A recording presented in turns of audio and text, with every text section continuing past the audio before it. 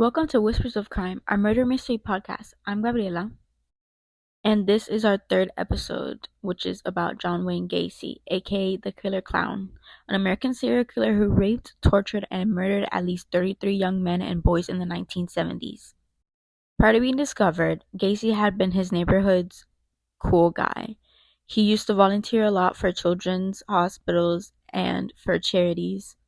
But even before moving to his suburban neighborhood, he was arrested in 1968 for sexually assaulting a teenage boy, where he was then sent to Iowa Men's Reformatory. He was then discovered in 1978 after one of his victims, Robert Peast, was reported missing after being seen talking to Gacy. The police really did suspect him, and after days and days of trying to chase Gacy and getting him to talk, they finally got him to talk, where he confessed for 15 straight hours about everything he did. After his confession, police finally were able to get a search warrant for his home, where they found the bodies of 29 young men and boys beneath his home and 4 near the Des Plaines River. After his home was searched and all the bodies were recovered, about 8 victims were left unidentified until 2011, and now only 5 are identified, meaning 2 are left. After being arrested, Gacy spent 14 years on death row until he was executed through lethal injection in 1994 at the age of 52. Gacy tried to plead by reason of insanity at his trial but was rejected, even with several psychologists supporting his plea.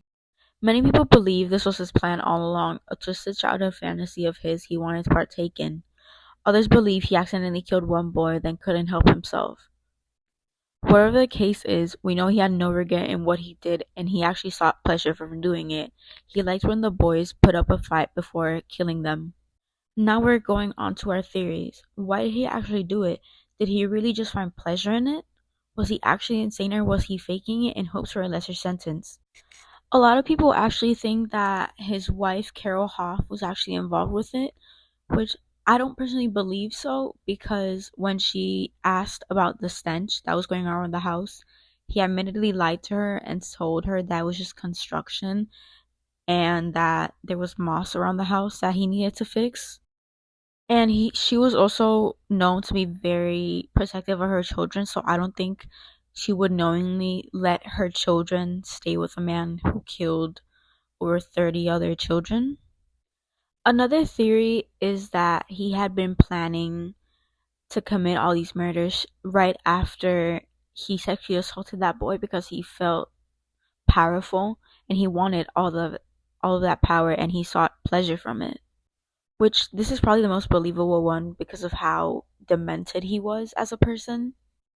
I see a lot of people also say that his victims willingly participated in everything that he made them do. But that's obviously not it, because who would want to get murdered at such a young age? Get murdered at all, to be honest. A lot of these victims were manipulated and charmed into going back home with him. Experts believe that Gacy exhibited personality characteristics in tune with ASPD, which is also called antisocial personality disorder, aka being a sociopath. This means he probably had zero regard or empathy towards other people, and he didn't care about other people as others do. Experts believed he used this, especially his superficial charm, to be able to gain his victims' trust and use it to his advantage.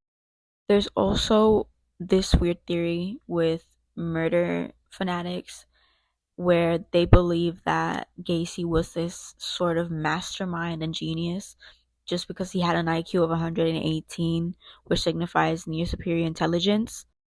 A lot of people also believe that Gacy did what he did because of his traumatic and abusive childhood due to his father often berating him for liking more feminine roles.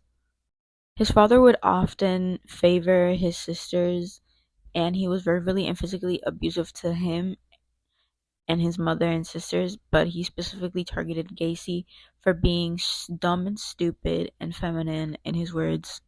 Allegedly, he also tortured small animals as a child, which is indicative of a psychopath. A lot of people, especially on the internet, tend to feel bad for him when in reality no one should, because he was a sociopath who had no empathy towards his victims, and he did what he did for pleasure because he sought that out. Not only did he seek pleasure through literally torturing innocent boys, but he also bragged about it and said he would never regret doing it.